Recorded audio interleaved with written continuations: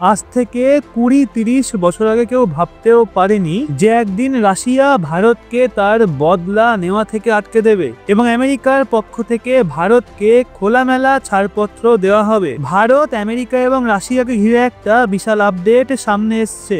এর সাথেই বাংলাদেশও নিজের ভুল বুঝে গেছে এবং 24 ঘন্টার মধ্যেই বাংলাদেশের অন্তর্বর্তীকালীন সরকার হাত পা জোর করে ক্ষমা চাইতে শুরু করেছে। আর তাছাড়া পাকিস্তান এবং ইউক্রেনের সম্পর্কেও বড় আপডেট রয়েছে, কারণ বর্তমানে পাকিস্তানের সেনাবাহিনীর যে অবস্থা সেখানে ইউক্রেনের হাত স্পষ্টভাবে উঠে এসছে। এর সাথে আরো অনেক গুরুত্বপূর্ণ এবং নিশ্চিত খবর আসছে, যেগুলো আমরা এই ভিডিওতেই একসঙ্গে কভার করব।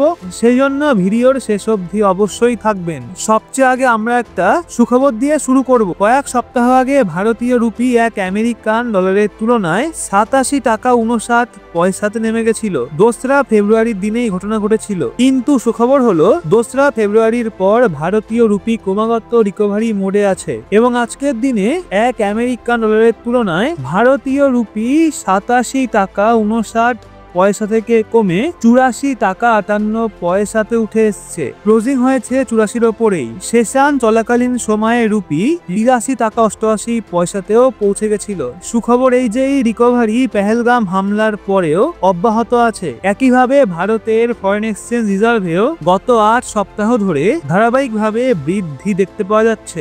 আরবিআই এর প্রকাশিত তথ্য অনুযায়ী এই সপ্তাহেও ভারতের ফরেক্স রিজার্ভে 1.98 বিলিয়ন ডলার অর্থাৎ প্রায় 2 বিলিয়ন ডলারের বৃদ্ধি দেখতে পাওয়া গেছে, যার ফলে ভারতের ফরেক্স রিজার্ভ গত 6 মাসের মধ্যে সবচাইতে উচ্চতম পয়েন্টে পৌঁছেছে। দ্বিতীয় খবর এসছে ভারত, ইউক্রেন এবং পাকিস্তানকে নিয়ে।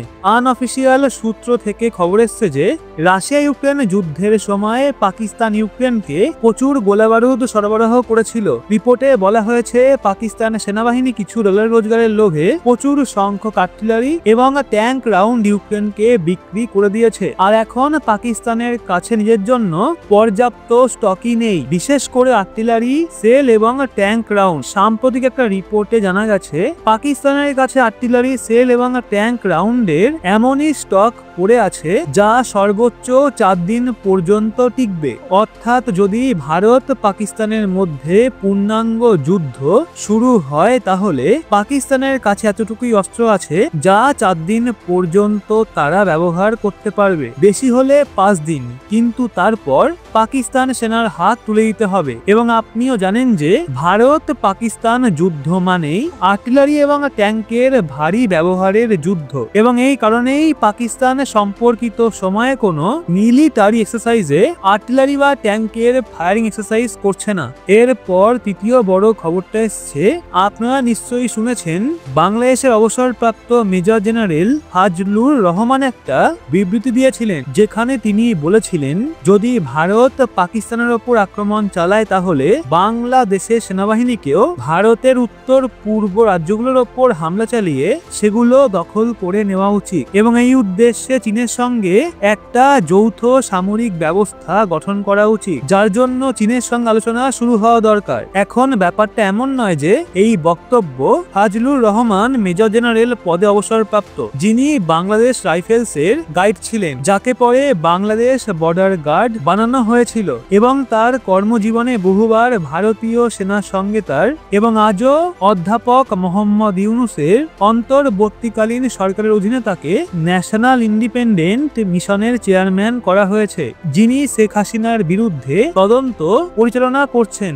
অর্থাৎ এই ব্যক্তি অধ্যাপক ইউনুসের ঘনিষ্ঠ বলে ধরা হয়। তাই যখন এই মন্তব্য তার মুখ থেকে আসে তখন সেটা শুধু বাংলাদেশেই নয়, ভারত ও পাকিস্তানেও ভীষণ ভাইরাল হয়ে যায়। পাকিস্তান সম্পর্কে তো আপনি জানেনই। এই কথা শুনে পাকিস্তানের লোকেরা খুশিতে লাফিয়ে ওঠে যে যদি ভারত পাকিস্তানে হামলা করে তাহলে বাংলাদেশও পেছন থেকে ভারতকে আক্রমণ করবে, মুসলিম উম্মাহ তাদের পাশে থাকবে। বাংলাদেশ এবং পাকিস্তানের এই ভিখারিপনার খুশি একদিনও টেকেনি। আসলে বাংলাদেশের বিদেশ মন্ত্রণালয় থেকে একটা বিবৃতি বিবৃতি প্রকাশ করা হয়েছে, যেখানে বলা হয়েছে মেজর জেনারেল ফজলুর রহমান ভারতের বিরুদ্ধে যে বক্তব্য দিয়েছেন তা তার ব্যক্তিগত বক্তব্য এবং সেটা বাংলাদেশের সরকারের কোনো অফিসিয়াল পলিসি বা অবস্থানকে প্রতিফলিত করে না। বাংলাদেশ সরকার মেজর জেনারেল ফজলুর রহমানের এই ধরনের উস্কানিমূলক বক্তব্যকে কোনোভাবেই সমর্থন বা অনুমোদন দেয় না।